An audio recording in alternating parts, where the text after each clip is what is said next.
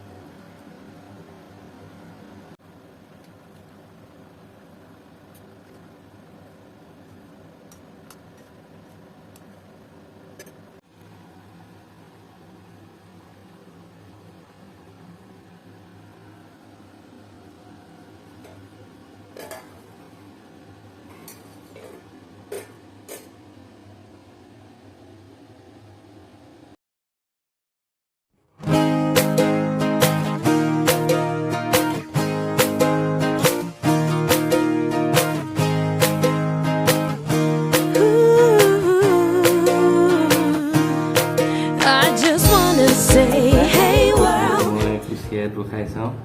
এইটো মোৰ ফেভাৰিট বস্তু এইটো মানে একদম বিৰাট ভাল পাওঁ তুমি ভাল পোৱাৰ কাৰণে বনাইছো